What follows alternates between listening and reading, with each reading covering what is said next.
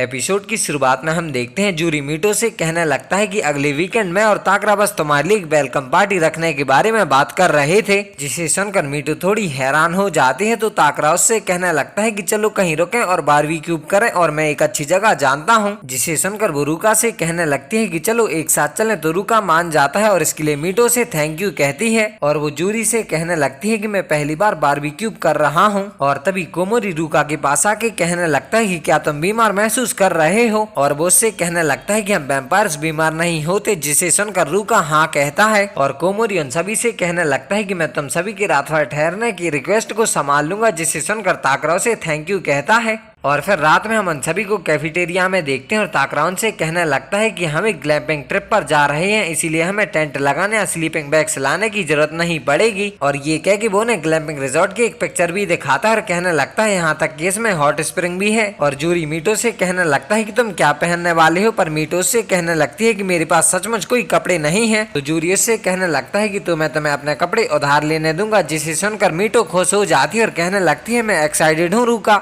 जिसे सुनकर रुका उससे कहता है कि हाँ मैं भी हूँ। और वहीं पर दीन भी बैठा होता है और हम उसके पास्ट का सीन देखते हैं। उसकी मॉम उससे कह रही होती है कि मुझे माफ करना, भले ही मैं अब इंसान नहीं रह सकती, लेकिन मैं अब भी तुम्हारे फादर से बहुत प्यार करती हूँ। और उनके ये कहते ही एक वैम्पायर उन्हें लेके वहाँ से उड़ जाता है, जिन्हें रीन रोकता ही रह जाता है। और ये सब कुछ वो याद कर रहा होता है और वो कहने लगता है कि मैं अपनी मॉम की रक्षा करने में सक्षम नहीं था, इसीलिए मैं सुनिश्चित करूंगा कि वो। और फिर हम मीटो और उसके फ्रेंड्स को देखते हैं जो कि उसी ग्लैम्पिंग ट्रिप पर आए होते हैं और वहाँ का नजारा काफी बढ़िया होता है। और उनके लिए कह के वो बेड पर कूद जाती है और कहने लगती है ये मेरे द्वारा की जा रही कैंपिंग से बहुत अलग है। और ये कह के वो जूरी और ताकरा से कहने लगती है कि मैं अपनी फैमिली के साथ वेकेशन पर कभी नहीं गई और ये मेरा फर्स्ट टाइम है जब मैं अपने फ्रेंड्स के साथ कहीं जा रही हूँ, इसीलिए मैं बहुत खुश हूँ। जिसे सुनकर जूरी उससे कहने लगता है कि मीटो तुम्हारी लाइफ कैसी थी, जिसे सुनकर ताकरा भी हाँ कहता है। और फिर वो सभी बारबेक्यू की तैयारी करने लगते हैं, पर तभी वहाँ पर रीन अपनी बाइक से आ जाता है, जिसे देखकर वो सभी हैरान हो जाते हैं। और वो देखते ही देखते वहाँ पर अपना टेंट लगा लेता है, जिसे देखकर ताकरा कहने लगता है कि क्या वो भी कैंप के लिए आया था। पर तभी मीटो को रीन की कही बात याद आती है कि मैं तुम्हारी रक्षा करूंगा। और तभी रीन मीटो की तरफ देखने लगता है, जिसे देखकर रुका मीटो को गोदी में उठा लेता है और ले जाके उसे पानी में फेंक देता है, जो कि मीटो को ठंडा लगता है। रुका उससे कहने लगता है कि जब तुम मेरे गुलाम हो तो दूसरे लोगों के बारे में सोचना तुम्हारी गलती है। पर तभी मीटो उसका हाथ पकड़ के उसे पानी में खींच लेती है और उससे कहने लगती है कि ये पे बैक है और ये यहाँ से जाने लगता है। पर तभी मीटो से रुक के कहने लगती है कि ये कहने के लिए थैंक यू कि हम आ जा सकते हैं। और वो उसे बताते हैं कि मुझे अपनी लाइफ में इतना मजा कभी नहीं आया। और तभी उसके बालों में से पानी निकल के उसकी आंख में चला जाता है, जिसे वो अपनी टी शर्ट है, जिसे देखकर मीटो अपने मन में कहने लगती है कि वो मुझे इस तरह क्यों घूर रहा है। और ये कह के वो अपने हाथ में अपने टी शर्ट को देखती है, जिसे देखकर वो वहाँ से भागने लगती है और टेंट में आके टेंट के पर्दे लगा लेती है और बैग्स के पास बैठ के कहने लगती है मेरा दिल जोरों से धड़क रहा है। और ये कह के वो अपनी टी शर्ट उसे ही शिमला मिर्च दे देता है। और वहीं पर रीन अकेला बैठा होता है, जो कि अकेले ही बारबेक्यू बना रहा होता है और इन सभी की तरफ देख रहा होता है। और फिर उसके बाद हम देखते हैं रुका मीटो का खून पी रहा होता है और वो उसका खून पी के कहने लगता है भले ही ये गंदा हो पर खून पीने में सक्षम होना बहुत अच्छा है।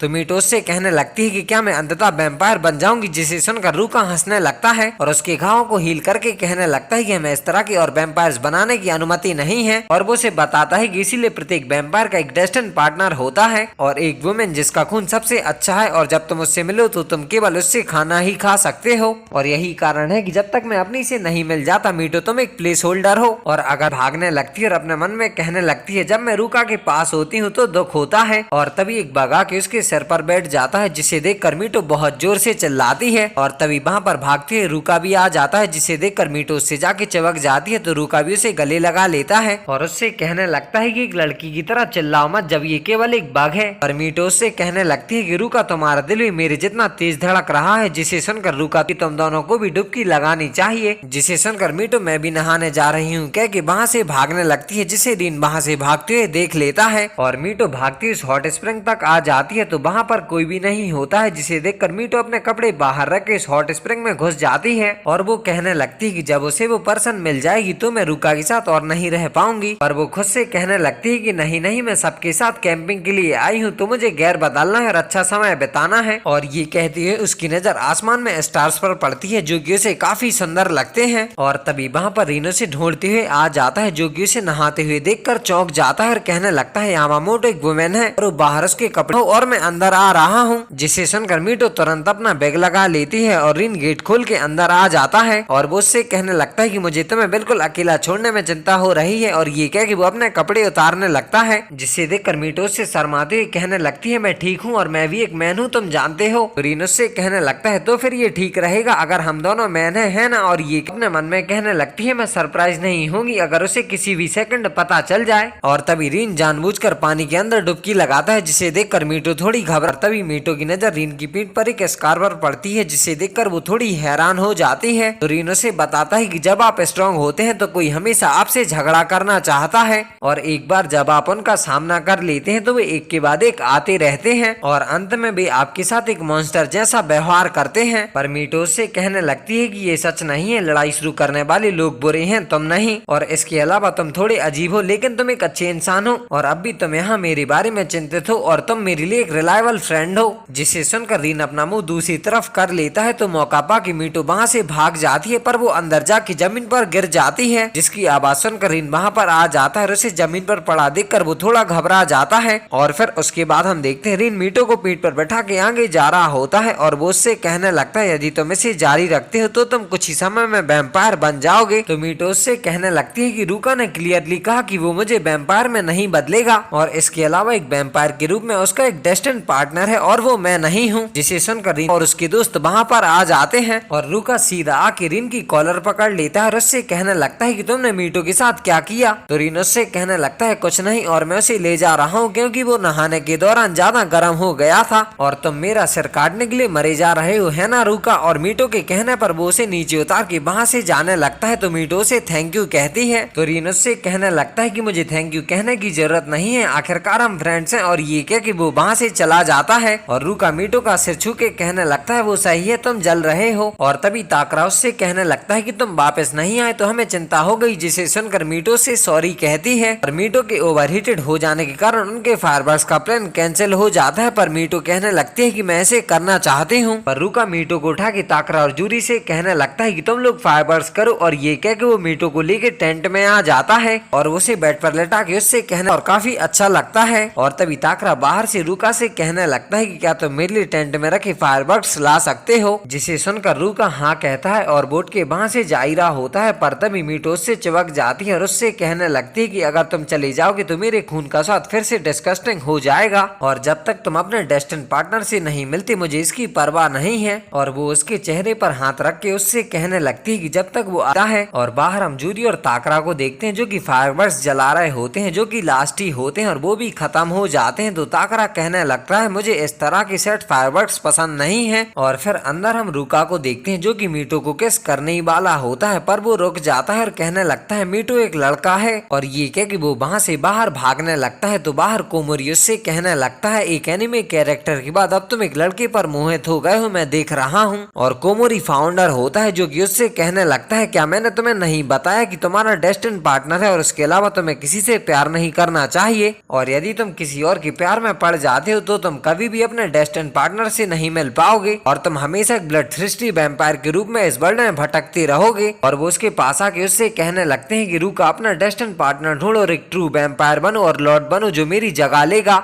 और इसीलिए तुम्हें किसी से प्यार नहीं करना चाहिए चाहे वो वुमेन ही क्यों ना हो या मैन। और ये कह के फाउंडर वहाँ से चले जाते हैं। तो रूका कहने लगता है मैं किसी के साथ भी प्यार में नहीं पड़ूंगा। और ये एपिसोड यहीं पर खत्म हो जाता है। तो आई होप आप सभी को ये वीडियो पसंद आई होगी। तो मैं मिलता हूँ किसी अगले एपिसोड के साथ बहुत जल्द, तब तक के लिए बाय बाय।